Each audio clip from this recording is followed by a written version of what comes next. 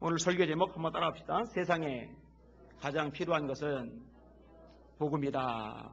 한 번만 더 할게요. 세상에 가장 필요한 것은 복음이다. 아멘. 오늘 본문을 다루겠습니다. 믿음 없는 제자를 꾸짖는 예수님의 모습이 14절에 언급이 됩니다. 같이 읽을게요. 시작. 그 후에 11 제자가 음식 먹을 때에 예수께서 그들에게 나타나사 그들의 믿음 없는 것과 마음이 완악한 것을 꾸짖으시니 이는 자기가 살아난 것을 본 자들의 말을 믿지 아니함이더라. 예수님께서 참 많이 요구하신 게 믿음입니다.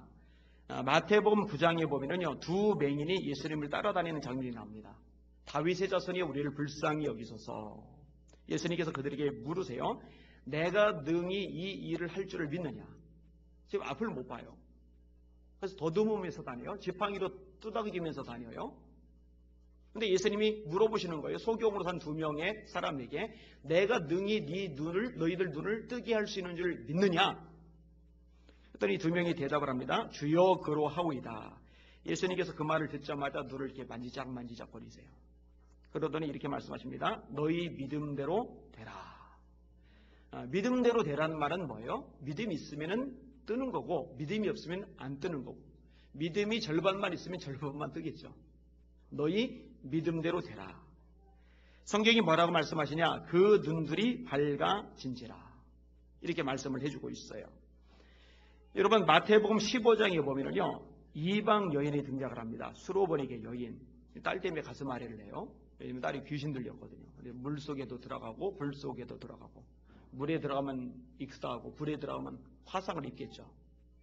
이 딸 때문에 늘 엄마의 마음은요, 안심할 날이 없어요. 불안하고 초조하고 답답하고 늘 신경이 곤두서 있어요. 바짝.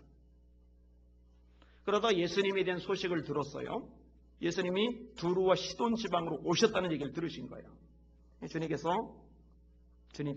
이 여인이 주님께 찾아왔어요. 그리고 외칩니다. 주 다윗의 자손이여, 나를 불쌍히 여기소서. 내 딸이 흉악하게 귀신 들렸나이다. 그런데 예수님이요, 침묵하시죠. 그러니까 여자가 더 소리를 질러요. 그러니까 제자들이 듣다가 민망하니까 예수님, 저 여자가 소리 지르고 있는데요. 그랬더니 주님께서 유명한 말씀하죠. 자녀의 떡을 취하여 개들에게 던짐이 마땅치 않다. 그 얘기가요, 그 스로버니게 여자의 귀에도 들렸습니다. 열받을 만하죠. 침뱉고 욕하고 돌아설 만하죠. 그런데 이렇게 대답을 합니다. 주님 말씀입니다. 그러나 개들도 주인의 세상에서 떨어지는 부스러기를 먹습니다. 여러분, 주님께서 뭐라고 말씀하시는지 아세요? 여자여, 네 믿음이 크도다. 네 소원대로 되리라. 여러분, 믿음의 정체를 잘 보여주는데요, 믿음이 있다라고 말을 해요. 그런데 믿음이 있다라고 말은 하는데 난관을 만나요. 가슴이 상한다든지 뭔가 좀 굉장히 불편한 일이 발생한다든지 그러면은요, 거기서 끝인 사람들이 있어요. 그건 엄밀히 말하면 믿음이 없는 거예요. 아니면 믿음이 적은 거예요. 그런 난관, 어려움, 속을 후벼팔 만큼 분노할 만큼 끔찍한 얘기를 듣는데 그럼에도 불구하고 물러나지 않는 것. 정서봐. 물러나지 않는 것. 그게 믿음이잖아요. 그리고 스로버니게 여인이 그렇게 했잖아요. 그러니까 주님께서 말씀하신 거죠. 여자야, 네 믿음이 크도다. 네 소원대로 되리라 하시니 그때로부터 그의 딸이 나으니라. 이런 마태복음 9장도 마찬가지입니다. 혈류증 여인, 무리를 뚫고 와서 기어이 예수님의 옷자락에 손을 대었을 때 주님께서 하신 말씀이 뭐예요? 딸아 안심하라. 네 믿음이 너를 구원하였도다. 이런 말씀은 참 많이 나옵니다. 제가 한참을 인용을 더 할 수 있을까요? 마가복음 9장에는 할 수 있거든이 무슨 말이냐? 믿는 자에게는 능치 못할 일이 없느니라. 이 말씀을 주님이 외우셨어요? 예, 아이 때문에, 귀신 들린 아이 때문에 마음고생한 아버지가 예수님 보고 할 수 있거든 고쳐달라고 그러니까 예수님께서 기분 나쁘셔서 하신 말씀이에요. 할 수 있거든, 그 말은 예수님께 하면 안 됩니다. 할 수 있거든이 무슨 말이냐? 믿는 자에게는 능치 못할 일이 없느니라. 여러분, 우리가 믿지 않으면요, 예수님은 능력이 한이 없이 많으시지만은요, 그 능력을 행사하지 않으십니다. 얼마든지 주시려고 준비를 하고 대기하고 계시지만은요, 그것을 도로 거두어 버리십니다. 이런 내용이 어디 나옵니까? 마태복음 13장에 나옵니다. 예수께서 이 모든 비유를 마치신 후에 거기를 떠나서 고향으로 돌아가사 저희 회당에서 가르치시니 저희가 다 놀라 이르되 이 사람의 이 지혜와 이런 능력은 어디서 났느뇨? 이는 그 목수의 아들이 아니냐? 그 모친은 마리아, 그 형제들은 야고보, 요셉, 시몬, 유다라 하지 않느냐? 그 누이들은 다 우리와 함께 있지 아니하냐? 그런즉 이 사람의 이 모든 것이 어디서 났느뇨? 이 고향 사람들 얘기거든요. 이 고향 사람들이다 보니까 예수님의 어린 시절을 알아요. 예수님의 형제들도 예수님의 누이들도 알아요. 이런 선입견이 작용을 해버린 거예요. 여러분, 사람에게 선입견이 작용을 하면요, 받아들일 것을 받아들이지 못하게 되고요, 성장할 수 있는 기회를 박탈을 당해요. 있는 모습 그대로 받아들일 수 있는 게 참 좋은 마음, 좋은 자세인데 선입견이 작용하면요, 색안경을 끼고 보고 받아들이게끔 된단 말이에요. 결국 사람들이요, 예수님을 인정을 하지 않아요. 근데 예수님께서 이렇게 말씀하십니다. 선지자가 자기 고향과 자기 집 위에서는 존경을 받지 않음이 없느니라. 그 다음 구절이 이렇게 말씀하세요. 저희의 믿지 않음을 인하여 거기서 많은 능력을 행치 아니하시리라. 따라합시다. 믿지 않으면 능력을 감춰버리신다. 이게 예수님의 모습인 거거든요. 근데 여러분, 믿지 않을 때, 믿지 못할 때 능력만 안 나타나는 차원이 아니고요, 하나님께서 우리 존재 자체를 더 이상 기뻐하지 않게 돼요. 그게 히브리서 11장 6절 말씀이죠. 믿음이 없이는 기쁘시게 못하나니. 하나님께 나아가는 자는 반드시 그가 계신 것과 또한 그가 자기를 찾는 자들에게 상 주시는 이심을 믿어야 할지니라. 여러분, 지금 하나님 앞에 나오셨습니다. 여러분, 이 자리에 하나님께서 계시다는 거 믿으십니까? 이 자리에서 하나님을 찾을 때 하나님이 상 주신다는 거 정말 믿으십니까? 이걸 만약에 믿지 못한다면 여러분 여기 나오실 필요가 없어요. 왜냐면 어차피 나와 봐야 하나님을 기쁘시게 할 수 없으니까. 믿어야 돼, 그거를. 이건 반드시 믿어야 돼요. 그리고 정말로 믿으면 태도가 달라집니다. 아멘도 달라질 거예요. 눈동자도 달라질 거예요. 몸 자세도 달라질 거예요. 찬송 부르는 태도도, 말씀 듣는 태도도, 기도하는 태도도 달라질 수밖에 없어요. 그게 정상이거든요. 말씀을 들을 때도 마찬가지예요. 믿지 않으면 의미가 없습니다. 히브리서 4장이죠. 그 들은 바 말씀이 저에게 유익되지 못한 것은 말씀을 들을 때의 믿음을 화합지 아니합니다. 자, 여러분 지금 말씀을 듣고 있어요. 그런데 믿음으로 반응하지 않으면 이 말씀이 여러분에게 유익으로 작용하지는 않아요. 그냥 왔다가 그냥 돌아가는 거예요. 여러분 영혼의 성장에 하등의 솜솜만큼의 보탬도 되지를 않아요. 여기 하나님께서 계시고 내게 말씀을 들려주고 계시고 이 말씀은 정말 하나님의 말씀이라고 믿고 그 믿음으로 받아들일 때 그 말씀이 믿는 자 속에서 역사하거든요. 너희가 내게 들은 바 하나님의 말씀을 들을 때에 사람의 말로 아니하고 하나님의 말씀으로 들으면이 진실로 그러하다. 이 말씀이 너희 믿는 자 속에서 역사하느니라. 이게 데살로니가전서 2장의 말씀이죠. 오늘 본문에 보니까 제자들이 책망을 들어요. 책망을 듣는 이유가 뭐냐? 이 믿음 때문이에요. 다시 볼게요. 14절에 그 후에 11 제자가 음식 먹을 때에 예수께서 그들에게 나타나사 그들의 믿음 없는 것과 마음이 완악한 것을 꾸짖으시니 이는 자기가 살아난 것을 본 자들의 말을 믿지 아니함이더라. 왜 꾸짖으셨어요? 믿지 않으셨기 때문에. 근데 여러분 오늘 본문에 보면요, 믿지 않는 것하고 나란히 놓여져 있는 평행 구절이 있어요. 믿음 없는 것과 마음이 완악한 것을 꾸짖으시니. 다시요. 믿음 없는 것과 마음이 완악한 것을 꾸짖으시니. 여러분 마음이 완악하다.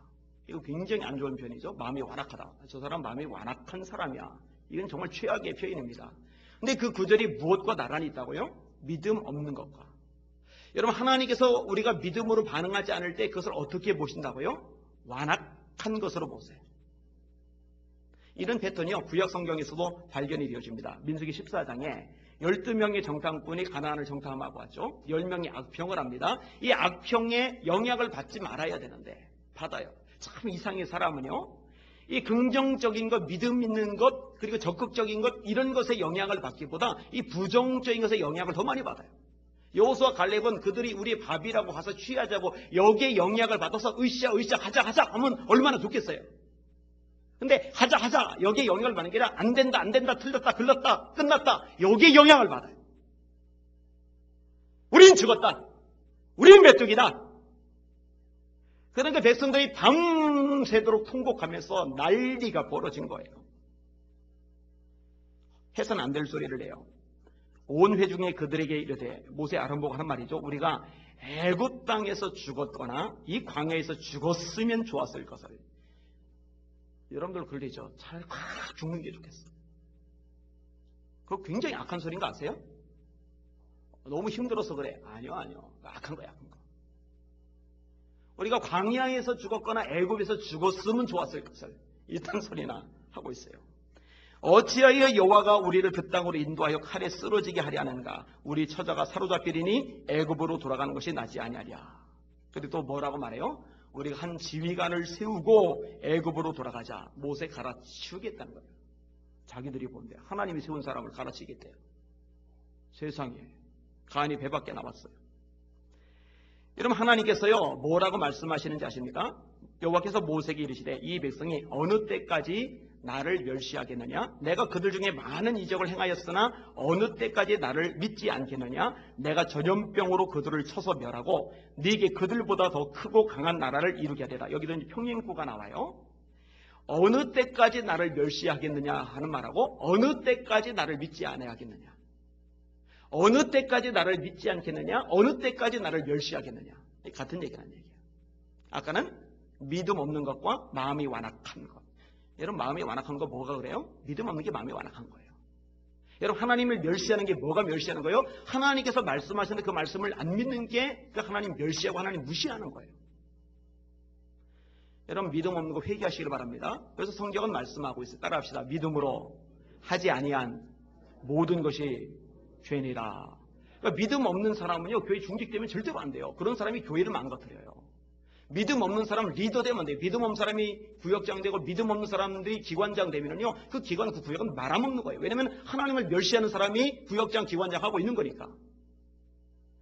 그래서 초대교회 집사님들 뽑을 때 성령 충만, 양옆에 믿음 충만, 지혜 충만, 이렇게 연결이 되어지는 거예요. 이거는 핵심적인 요소거든요. 본문의 제자들도 마찬가지예요. 예수님이 말씀하셨어요.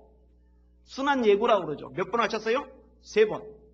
3번 순한 예고하시면서 순한 예고만 하셨어요? 아니요. 뭐도 예고하셨어요? 부활도 예고하셨어요. 몇 번? 3번.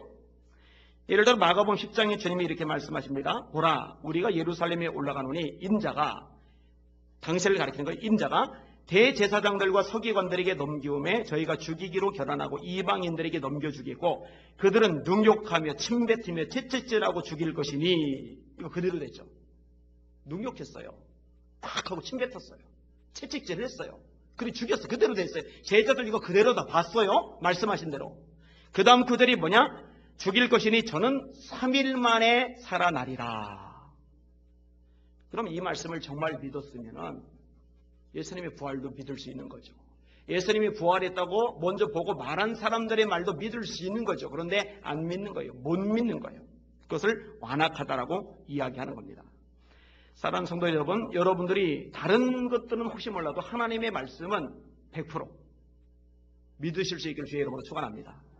절대적으로, 상대적으로가 아니에요. 절대적으로 믿으실 수 있기를 주의 이름으로 축원합니다. 하나님 말씀이라면. 하나님의 두 가지 측면 때문입니다. 하나는 신실성 때문에, 하나는 전능성 때문에. 여러분, 신실하지 않은 사람의 말은 믿을 수 없습니다. 신실하더라도 사람의 말은 100% 못 믿습니다. 왜냐하면 능력이 한계가 있기 때문에. 약속하지만 지킬 마음이 있지만, 믿을 만한 사람이지만 상황이 너무 어쩔 수 없어서 못 지킬 때가 있어요. 근데 하나님은 신실하세요. 게다가 전능하세요. 이 신실성과 전능성이 겹쳐지면은 그 말씀은 100% 이루어질 수밖에 없는 거거든요. 예수님에 대한 메시지가 가장 대표적인 거 아닙니까? 어디서 태어날 것인지 말씀하시고, 누구의 몸에서 태어날 것인지 말씀하시고, 나귀 타고 예루살렘에 입성할 거 말씀하시고, 고난 당하실 거 말씀하시고, 십자가를 매를 때 밑에서 또 제비 뽑을 거 말씀하시고, 손거발 찔리실 거 말씀하시고, 부활하실 거 말씀하시고, 이 말씀하신 하나님께서 신실하시니 전능하시니 그 말씀을 100% 다 성취한 줄 깨달으시길 바랍니다. 그래서 제가 말씀드린 거예요. 성경만 제대로 읽어도 예수 믿게 돼 있다. 괜히 성경 안 읽고 성경을 모르니까 믿음이 안 자라지, 이 말씀만 제대로 공부하고 말씀만 제대로 파고들어도 믿음은 자랄 수밖에 없고 강해지고 견고해질 수밖에 없거든요. 저를 보고 어떻게 믿음이 강해졌냐라고 물으신다면 저는 말씀의 위력이라고 대답할 거예요. 이 말씀의 힘이거든요. 자, 오늘 본문 두 번째 부분, 첫 번째 부분은 믿음 없는 제자를 꾸짖으신 예수님. 자, 꾸짖으신 다음에 제자들에게 명령하시는 대목입니다. 그것은 복음을 전하라 라는 말씀입니다. 복음을 전하라. 복음을 전하라. 자, 15절 16절을 같이 한번 읽을게요. 시작. 또 이르시되 너희는 온 천하에 다니며 만민에게 복음을 전파하라. 믿고 세례를 받는 사람은 구원을 얻을 것이요 믿지 않는 사람은 정죄를 받으리라. 여러분, 이 복음을 다른 말로 하면 뭐라고 그러죠? 말씀이라고 합니다. 굿뉴스도 맞긴 맞는데 말씀. 베드로전서 1장 23절에 이렇게 말씀합니다. 너희가 거듭난 것이 썩어질 씨로 된 것이 아니요 썩지 아니할 씨로 된 것이니 하나님의 살아있고 항상 있는 말씀으로 된 것이라. 뭘로 거듭난다고요? 말씀으로. 24절에 그러므로 모든 육체는 풀과 같고 모든 영광은 풀의 꽃과 같으니 풀은 마르고 꽃은 시드나 하나님의 말씀은 세세토록 있도다 하셨으니 내가 너에게 전한 복음이 곧 이 말씀이라. 복음이 뭐라고요? 복음이 곧 말씀이에요.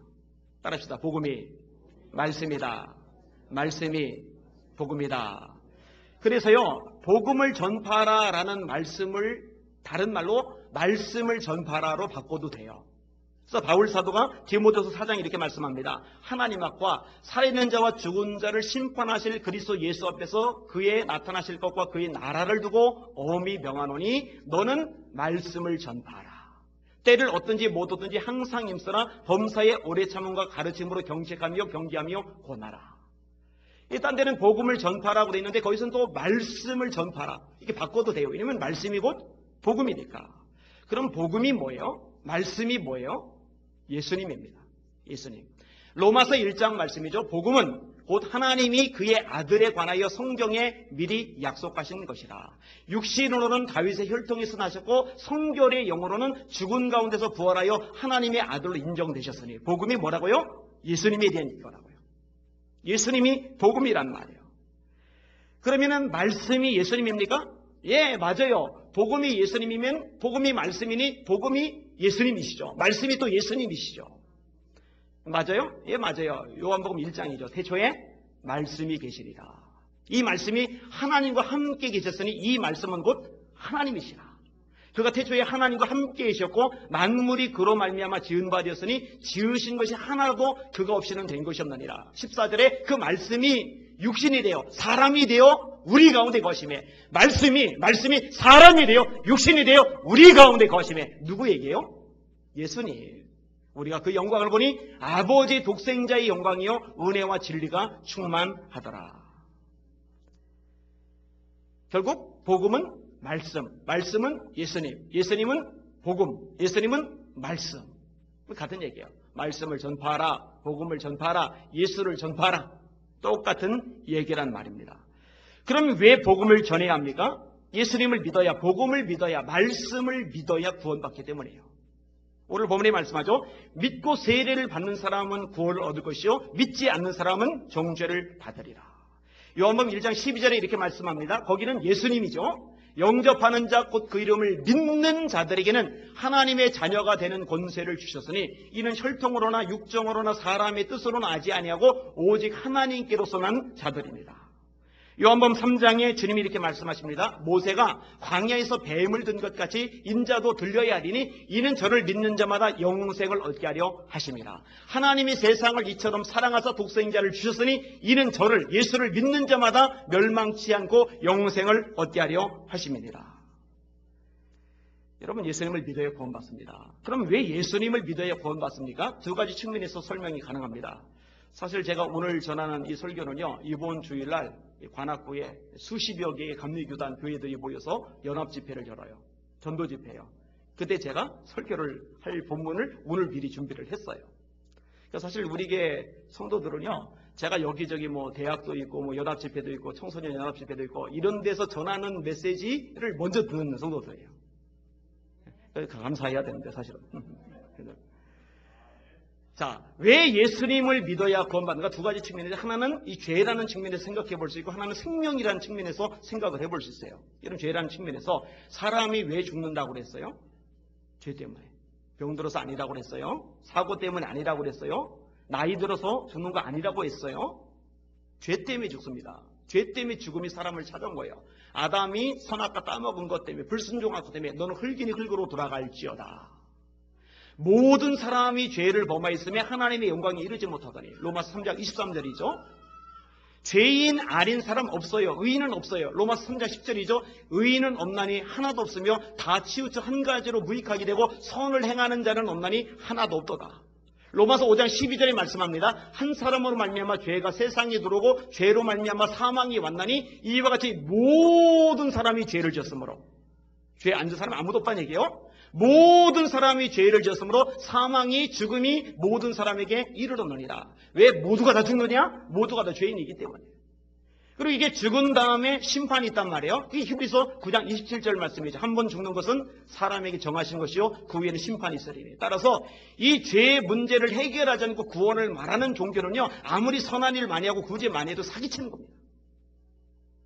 죄 때문에 지옥 가는데, 죄 때문에 죽는데 죄를 해결해 주지 않고 구원을, 천국을, 영생을 말하면 그 거짓말 있잖아요. 사기치는 거예요. 죄를 해결해 줘놓고서 산다고, 천국 간다고, 구원 받는다고 이야기를 해줘야죠. 근데 인간의 능력, 인간의 노력, 인간의 지혜, 인간의 수단, 유전자공학, 개놈 프로젝트, 지놈 프로젝트, 독일식이든 영어식이든 어느 프로젝트를 하든 죽으면 못 넘어가요. 물리가, 우주과학에 엄청나게 발전해도 생명공학은 제자리를 맴돌아요. 왜냐하면 생명을 만들어낼 수 있는 권한을 하나님은 인간에게 주시질 않아요. 입이 있는 거 가지고 조작해서 이상한 거 만들지 없는 생명을 만들 수는 없어요. 죽을 사람 살린 예가 없어요. 그렇게 과학이 발전해도. 앞으로도 못합니다. 영원히 못합니다.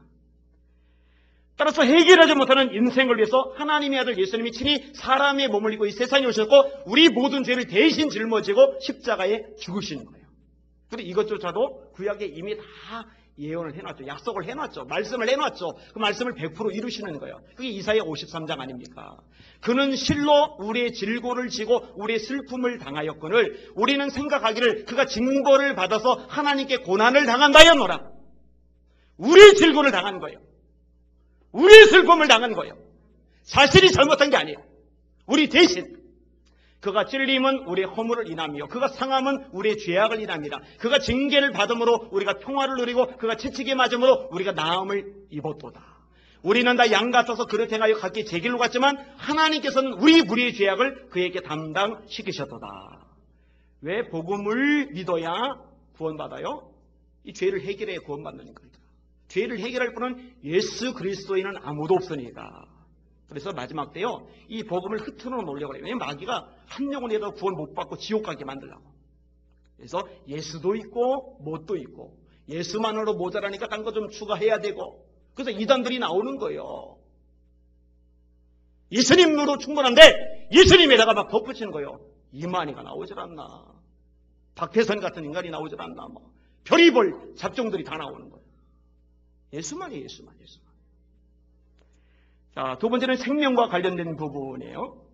여러분, 이 부분은 제가 참 많이 설명을 했어요. 이 뱃속에 태아는 자궁이 우주인 줄 안다고 그러잖아요. 어떻게 해야 더 큰 세상이 있는 줄 알게 되고 보게 됩니까? 태어나 봐야 알아요. 여러분, 우리는 세상이 단 줄 알아요. 어떻게 해야 이 세상보다 더 큰 영계가 있는 줄, 천국이 있는 줄 알게 되고 보게 됩니까? 태어나 봐야 알아요. 그래서 거듭난다라는 말을 쓰는 거예요. 영적으로 태어나는 거. 그래서 우리 주님이 네가 거듭나야 천국 볼 수 있다, 네가 거듭나야 천국 갈 수 있다라고 니고데모에게 요한복음 3장에 말씀하신 거예요. 그런데 이 뱃속에는 아기에게 생명이 있을 때 태어나서 더 큰 세상을 보는 거지, 이 뱃속에서 생명이 없으면은 밖에 나와봐요. 의미가 없어요. 못 봐요. 어차피 알 수가 없어요. 마찬가지로 우리에게 생명이 있어야 이 생명 가지고 더 큰 세상 볼 수 있고 그 속에서 살 수 있지, 생명이 없으면 안 돼. 근데 생명이 어떻게 해서 우리 안에 생길 수가 있어요? 공부 많이 해서? 돈 많이 벌어서? 성공해서? 출세해서? 아니요. 예수님을 영접할 때. 왜요? 예수님 안에 생명이 있으니까. 그 안에, 요한복음 1장이죠. 그 안에, 예수 안에 생명이 있었으니 이 생명은 사람들이 빛이라. 빛이 어둠의 빛이 돼 어둠이 깨닫지 못하다. 예수 안에 뭐가 있다고요? 생명! 근데 예수님을 우리 안에 영접하면 우리 안에 뭐가 있게 돼요? 생명! 그래서 말씀하는 거예요. 요한일서 5장에 뭐라고 말씀을 합니까?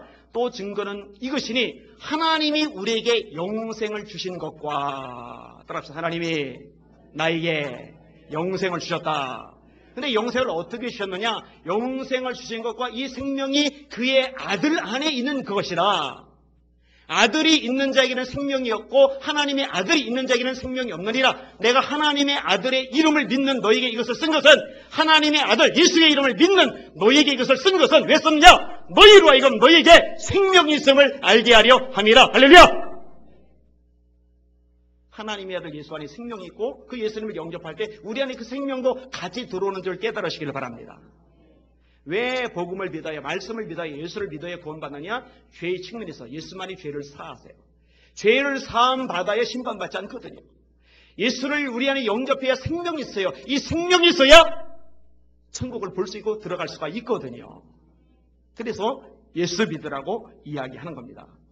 따라서 우리가 몰두해야 할 일은 복음 전하는 겁니다. 범인은 온 천하에 다니며, 대상은 만민에게, 따라합시다. 온 천하에 다니며 만민에게. 그러니까 여러분이 가는 어디든지 마찬가지. 직장 가면은 직장 동료들, 놀러 가면은, 여행 가면은 거기서, 학교 가면은 학교에서, 어디서든지 범위가 복음 대상의 범위예요. 사람은 어느 누구나, 잘생긴 사람, 못생긴 사람, 많이 배운 사람, 못 배운 사람, 가난한 자, 부자. 이야, 나는 이런데 저 사람 엄청나게 지위도 높고 돈도 많고 그런 거 기죽을 이유 없어요. 그 사람에게도 예수님이 없으면 생명이고, 생명이 없으면 지옥밖에 갈 데가 없어요. 최고의 선물을 전해주는 것이거든요. 여러분 놀라운 것은요, 하나님이 영원권의 엄청난 역사를 저에게, 여러분에게 맡기셨다는 거예요. 그래서 찬송가는 천사도 흠모한다라고 고백을 해주고 있는 거예요. 근데 문제는 이 엄청난 특권을요, 아주 그냥 하찮게 생각을 해서 전도를 안 해요. 여러분 전도자들 되시기를 주의 이름으로 축원합니다. 고린도전서 1장에 보니까 이렇게 말씀합니다. 하나님의 지혜에 있어서는 이 세상이 자기 지혜로 하나님을 알지 못하므로 전도에 미련한 것으로 사람을 구원하시기를 기뻐하셨도다. 여러분 세상이요, 아무리 잘난 척해도요, 아무리 똑똑한 척해도요, 자기 지혜로 하나님을 알 길이 없어요. 하나님이 이 어리석고 불쌍한 죽을, 그리고 지옥 갈 사람들이 하나님을 알게 하는 유일한 방법을 주셨는데 그게 뭐냐면 전도에 미련한 것으로. 이건 하나님이 정하신 방법입니다. 하나님 왜 그렇게 정하셨는데요? 따질 권한이 우리에게는 없어요. 하나님이 정하셨으면 우리는 다만 그 정하신 것에 따라갈 뿐입니다. 그리고 특별히 감사한 것은 우리의 특권인과 동시에 여기는 엄청난 상급이 따른다는 거예요. 지혜로운 자는 궁창의 별과 같이 빛날 것이요, 많은 사람을 옳은 대로 돌아오게 한 자는 하늘에 있는 별과 같이 영원토록 비추리라. 이것이 다니엘서 12장 3절의 말씀이거든요. 여러분 기도하고 순종하여 복음을 전하는 저 여러분의 삶이 되실 수 있기를 예수님의 이름으로 축원합니다. 하여튼 제일 복 있는 사람이 누구냐? 전도자라는 사람입니다. 제일 하나님이 기뻐하시는 사람이 누구냐? 하여튼 전도자라는 사람입니다. 우리 주님께서 어느 정도까지 말씀하시냐면 죄인 하나가 회개하면은 하늘에서 회개할 것 없는 의인 99사람을 인하여 기뻐하는 것보다 더 기뻐한다고 하셨으니까. 그러니까 전도자가 얼마나 기쁘겠어요. 그러니까 오죽하면은 아름답도다 좋은 소식, 복음을 전하는 자들의 발이여 함과 같으니라. 전도하는 사람들의 발이 하나님 눈에는 제일 이쁜 거예요. 우리 예수비전께는 하나님 눈에 제일 이쁜 발 소유자들 되시기를 주의 이름으로 축원합니다. 발 맵시내지 않아도, 네일 아트 하지 않아도, 네일 아트라고 안 하나요? 발톱도 그렇고 하는 것 같은데, 명품 구두 신지 않아도 제일 예쁜 발, 무슨 발인가 했더니 전도하러 다니는 발, 신방하러 다니는 발. 할렐루야. 그렇게 되시기를 바랍니다. 아멘. 자, 그 다음에 세 번째 부분은 뭐냐? 자, 꾸짖으셨어요. 그리고 이제 전도하라고 말씀하셔요. 그리고 나서 이 전도에 정말 도움이 되는 것으로 표적에 대한 이야기를 하세요. 자, 17절부터 20절까지 쭉 읽을게요. 시작. 믿는 자들에게는 이런 표적이 따르리니 곧 그들이 내 이름으로 귀신을 쫓아내며 새 방언을 말하며 뱀을 집어 올리며 무슨 독을 마실지라도 해를 받지 아니하며 병든 사람에게 손을 얹은 즉 나으리라 하시더라. 주 예수께서 말씀을 마치신 후에 하늘로 올려주사 하나님 우편에 앉으시니라. 제자들이 나가 두루 전파할세 주께서 함께 역사하사 그 따르는 표적으로 말씀을 확실히 증언하시니라. 여러분, 말씀과 표적, 표적과 말씀, 이 둘의 상관관계가 뭐죠? 본질은 말씀, 표적은 부차적인 것. 표적의 기능은 말씀을 말씀되게 하는 것. 그래서 저희가 나가 두루 전파할세 주께서 함께 역사하사 그 따르는 표적으로 말씀을 확실히 증거하시리라. 표적의 역할은 뭐예요? 말씀을 증거해 주는 역할. 그래서 표적이 본질이 되면 이것은 우선순위에 문제가 발생하는 겁니다. 본질은 말씀입니다. 기독교는 무슨 종교? 말씀의 종교. 말씀을 읽고 듣고 암송하고 묵상하고 공부하고, 이 5가지는요 성도의 삶 속의 핵심 중에 핵심입니다. 이 말씀에 목숨을 걸 필요가 있어요. 기독교는 말씀의 종교. 그렇다고 해서 표적이 가치 없는 건 아닙니다. 왜냐하면 주님께서 가치가 없다면 이렇게 주신다고 말씀하실 일이 없으니까. 말씀을 말씀되게 만드는 것, 이 말씀을 사람들이 받아들이게 만드는 것, 여기에 굉장히 중요한 역할을 하는 것이 바로 표적이기 때문입니다. 어떤 이야기들이 나와요? 귀신 쫓아내는 거 나오죠. 여러분, 제자들을 예수님이 부르셨을 때 누가복음 9장에 보니까 어떤 능력을 주십니까? 12제자를 불러 모으사 모든 귀신을 제어하며, 이런 권능을 주세요. 제자에게 귀신을 제어하는 권능을 주셨답니다. 포크레인 얘기했잖아요. 거대해요. 힘이 세요. 근데 거기에 제어판에서 조작을 하면은 이 거대한 포크레인이 이 포크레인에 비해서 힘이 한참 모자란 네트대로 막 움직여요. 이게 제어의 의미거든요. 이 귀신을 제어한다는 얘기는 귀신이 막 힘도 세고 무시무시하고 막 쇠사슬도 끊고 막 모르는 것도 없고, 아니요. 그렇잖아요. 우리에게 그 귀신을 제어하는 권세가 있는 줄 믿으시길 바랍니다. 그 능력을 우리에게 주셨어요. 쫓아낼 권세를 우리에게 주셨어요. 괜히 겁먹지 말고 기죽지 말고 괜히 떨지 마세요. 얼마 전에 말이죠. 귀신이 쫓아내려고 하다가 나한테 엉겨붙을까 봐 겁이 나가지고, 그렇죠, 안 가거나 그럴 필요 없어요. 우리에게 분명히 말씀하셨어요. 믿는 자에게는 이런 표적이 따르리니 곧 저희가 내 이름으로 귀신을 쫓아내며, 말씀하고 있어요. 새 방언을 말하며. 여러분, 방언의 은사를 받으면 참 좋은 게요, 기도를 길게 하기 좋아요. 기도를 깊이 하기 좋아요. 방언 기도 안 하면서 기도를 길게 깊이 하는 사람은 정말 대단한 겁니다. 훈련이 참 많이 된 겁니다. 근데 사실 기도를 깊게, 다시 말해 딴 생각 안 하고 집중해서 깊게 그리고 길게 기도하는 거는요 쉬운 일이 절대로 아닙니다.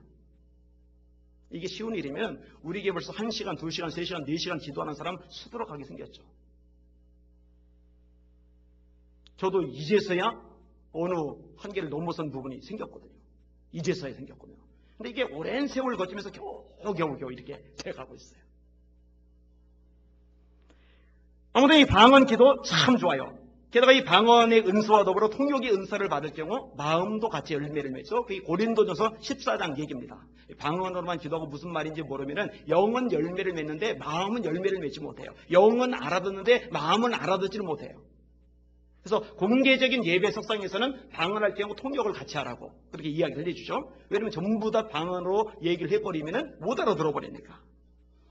뱀을 집어올리며, 영적인 면으로 해석해야 될 구절이죠. 뭐 코브라를 집으며, 뭐 방울 독사를 집으며, 까치 독사를 집으며, 그런 얘기는 아니니까. 악한 영을 역시 제압하는 거죠. 사단을 옛뱀이라고 합니다. 무슨 독을 마실지라도 해를 받지 아니하며. 여러분, 멜테리가 쓴 급하고 강한 바람처럼, 이게 고전적인 책입니다. 제가 몇 차례 인용을 했던 내용이기도 합니다. 인도네시아 부흥운동 전도팀들 천지서방 다니면서 전도를 하는데 어느 부족에 갔더니 친절하게 대해서 음식을 차려주고, 야, 이런 부족도 있구나. 알고 보니 음식에 독을 탄 거죠. 독살시키려고. 근데 먹고서 독을 다 소화시키고 얼굴은 멀쩡하고, 이 핏기가 가시고 픽픽 쓰러지고 죽을 줄 알았던 이 전도대원들이 멀쩡하게 있으니까 그 부족원들이 통째로 예수 믿게 되잖아요. 그 누가 하신 일이에요? 하나님께서 하시는 일. 이게 전도와 관련된 구절이에요. 복음을 전하다가 누군가를 독살하려고 이렇게 독을 먹였을 때, 이럴 때 해를 받지 않는다는 얘기지, 평상시에 쥐약 타서 마시고 해를 받지 않는다 그런 얘기는 아니에요. 그건 죽어요. 그건 위장탐입니다. 이 말씀 저는 지금도 가능하다고 믿어요. 썬다신 얘기도 역시 마찬가지고요. 병든 사람에게 손 얹으면 나으리라. 이 말씀도 마찬가지입니다. 하나님께서 주신 말씀입니다. 제가 아까 인용했던 구절, 누가복음 9장 말씀 중에 이렇게 말씀을 하고 있어요. 예수께서 12제자를 불러 모으사 모든 귀신을 제어하며 병을 고치는 능력과 권위를 주시고 하나님의 나라를 전파하며 앓는 자를 고치게 하려고 내보내심에. 여러분, 이것도요 우리가 실험해 볼 필요가 있어요.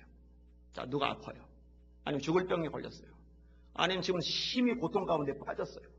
그럼 나 같은 게 저런 사람 위해 기도해 준다고 나을까라고 의문문 붙이지 마시고 하나님의 말씀 붙잡고 시도하는 거예요. 성경이 말씀하셨잖아요. 믿는 자에게는 표적이 따르리니 병든 사람에게 손을 얹은 나으리라. 나도 믿어요. 그럼 믿는 나에게 표적이 따라요. 내가 병든 사람이 손을 얹었어요. 그럼 하나님 이 말씀대로 이 사람 치유해 주시옵소서 하고 요청할 수 있는 근거가 우리에게 있는 거예요.